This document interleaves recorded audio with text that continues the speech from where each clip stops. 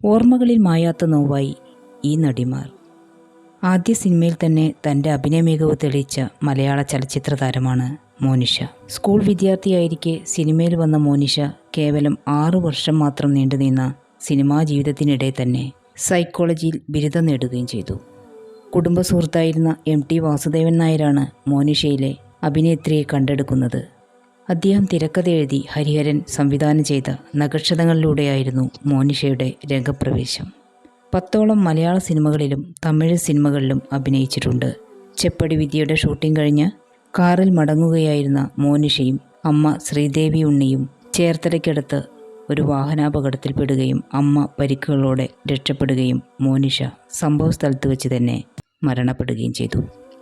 മോനിഷ മരിച്ചിട്ട് 33 വർഷം തികയാൻ പോകുന്നെങ്കിലും ആ മുഖം മലയാളികളുടെ മനസ്സിൽ നിന്ന് മായില്ല. MT വാസുദേവൻ നായർ സംവിധാനം ചെയ്ത 1983 പുറത്തിറങ്ങിയ മഞ്ഞ എന്ന ചലച്ചിത്രത്തിലൂടെയാണ് കൽപ്പന അഭിനയ രംഗത്തെത്തുന്നത്. മലയാള ചലച്ചിത്രങ്ങളിൽ ഹാസ്യവേഷങ്ങളാണ് കൽപ്പന പ്രധാനമായും കൈകാര്യം ചെയ്തിട്ടുള്ളത്. ഒട്ടനവധി മലയാള ചിത്രങ്ങളിൽ അഭിനയിച്ച കൽപ്പനയെ മലയാള ചലച്ചിത്രത്തിലെ ഹാസ്യരാജ്ഞി എന്നാണ് പലരും വിശേഷിപ്പിച്ചിരുന്നത്. തനിച്ചല്ല ഞാൻ എന്ന സിനിമയിലെ അഭിനയത്തിന് മികച്ച സഹനടിക്കുള്ള 60ാമത് ദേശീയ ചലച്ചിത്ര പുരസ്കാരം ലഭിച്ചു. 2016 തമിഴ് തെലുങ്ക് ദ്വിഭാഷാ ചിത്രത്തിൽ അഭിനയിക്കാനായി ഹൈദരാബാദിലെത്തിയ കൽപ്പന അവിടെ വെച്ച് സിനിമയുടെ 4 ഷോട്ടുകൾ ബാക്കി വെച്ചുകൊണ്ട് ഈ ലോകത്തോട് വിട പറഞ്ഞു. മലയാളിയല്ലെങ്കിലും കേവലം 2 സിനിമകൾ കൊണ്ട് മലയാള സിനിമാ പ്രേക്ഷകർക്ക് പ്രിയങ്കരിയായ നടിയായിരുന്നു സൗന്ദര്യ. പൃഥ്വിരാജിനെ നായകനാക്കി കമൽ എടുക്കാനിരുന്ന മുന്തിരിത്തോപ്പുകളുടെ അതിഥി എന്ന സിനിമയുടെ ഷൂട്ടിംഗ് മാറ്റിവെച്ച് 2004 പാർലമെൻറ്റ് തിരഞ്ഞെടുപ്പ് പ്രചാരണത്തിനിറങ്ങുകയും ഏപ്രിൽ 17 പ്രചാരണത്തിന് പോകുന്ന വഴി ബാംഗ്ലൂരിൽ വെച്ച് ഹെലികോപ്റ്റർ അപകടത്തിൽപ്പെട്ട് സൗന്ദര്യ മരണപ്പെട്ടു. മണിച്ചിത്രത്താഴിൻ്റെ കന്നഡ റീമേക്കായ ആപ്തമിത്രയിലെ അഭിനയത്തിന് കർണാടക സർക്കാരിൻ്റെ മികച്ച നടിക്കുള്ള അവാർഡ് ലഭിച്ചെങ്കിലും അത് ഏറ്റുവാങ്ങാൻ അവർക്ക് കഴിഞ്ഞില്ല. അവരുടെ അമ്മയാണ് പുരസ്കാരം ഏറ്റുവാങ്ങിയത്. ജനനവും മരണവും ഒരേ ഡേറ്റിൽ തന്നെയായിരുന്നു തരുണി സച്ചിദേവിന്.